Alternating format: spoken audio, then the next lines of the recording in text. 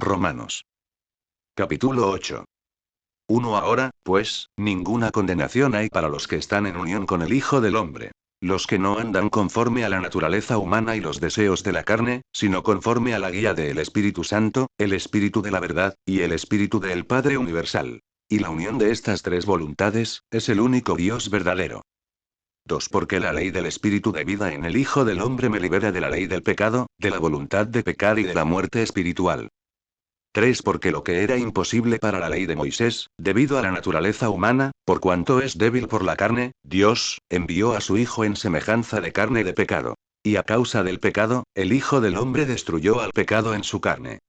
4. Para que la justicia de la ley y la voluntad de Dios se cumpla en nosotros, que no andamos conforme a la naturaleza humana y los deseos de la carne, sino conforme al Espíritu de Dios. 5. Porque los que viven de acuerdo a la naturaleza humana y los deseos de la carne, solo piensan en las cosas de la carne, en las cosas materiales de este mundo, y en satisfacer sus deseos egoístas. Pero los que son del Espíritu, y viven guiados por el Espíritu de Dios, piensan en las cosas del Espíritu, en las cosas espirituales, y en hacer la voluntad del Padre Universal. 6. Porque el ocuparse en satisfacer los deseos egoístas de la carne y en las cosas materiales de este mundo, es muerte espiritual. Pero el ocuparse del espíritu y de las cosas espirituales, y en hacer la voluntad del Padre Celestial, es vida eterna y paz en el alma. 7. Por cuanto los designios de la naturaleza humana y los deseos de la carne, nos alejan de las cosas espirituales y de Dios. Porque no se sujetan a la ley y voluntad de Dios, ni tampoco pueden. 8. Y los que viven según la naturaleza humana y los deseos de la carne, no pueden agradar a Dios, ni hacer la voluntad de Dios. 9. Pero ustedes no vivan según la naturaleza humana y los deseos de la carne, sino según el Espíritu de Dios, si es que el Espíritu de Dios mora en ustedes. Y si alguno no tiene el Espíritu de la verdad, no está unido al Hijo del Hombre. 10. Pero si el Hijo del Hombre está en ustedes, el pecado en verdad está muerto a causa del autodominio que produce la transformación del Espíritu de Dios. Y el Espíritu de Dios vive en nosotros, a causa de la justicia y la fe en Dios en nuestras vidas. Así como también, por cumplir la voluntad de Dios. 11. Y si el Espíritu de aquel que levantó de los muertos a el Hijo del Hombre mora en ustedes, el que levantó de los muertos a el Hijo del Hombre dará vida también a sus cuerpos mortales por su Espíritu que mora en ustedes. 12. Así que, hermanos, deudores somos, no a la naturaleza humana y los deseos de la carne, para que vivamos conforme a nuestra vieja naturaleza humana y el mal que mora en la carne. 13. Porque si viven conforme a los deseos egoístas de la carne, morirán espiritualmente. Pero si por el Espíritu hacen morir los malos pensamientos y los malos sentimientos de la vieja naturaleza humana, y los deseos egoístas de la carne, vivirán. 14. Porque todos los que son guiados por el Espíritu de Dios, estos son hijos de Dios. 15. Pues no han recibido el espíritu de esclavitud para estar otra vez en temor, sino que han recibido el espíritu de adopción, por el cual clamamos Abba, Padre. 16. El Espíritu mismo da testimonio a nuestra alma, de que somos hijos de Dios.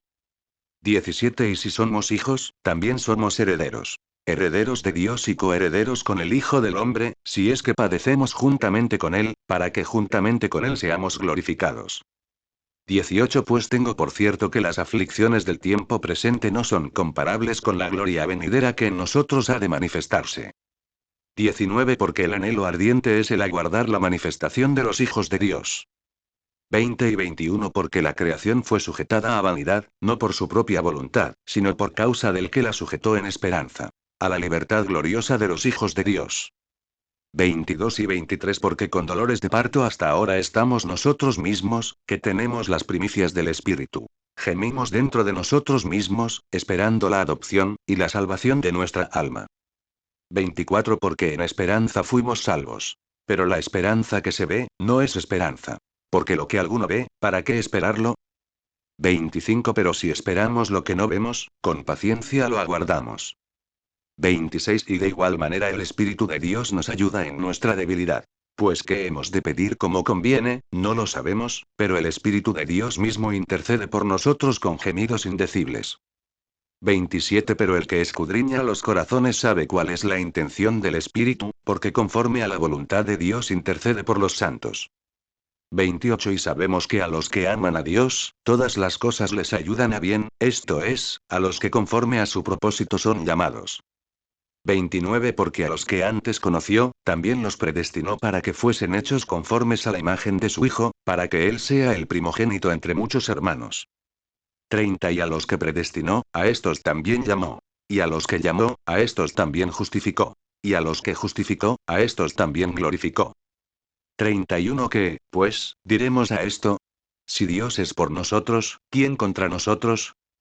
32 El que envió a su Hijo Creador, el cual se entregó a sí mismo por todos nosotros, para darnos una mayor revelación del amor y la personalidad del Padre Universal, y para traernos la salvación. ¿Cómo no nos dará también con Él las cosas?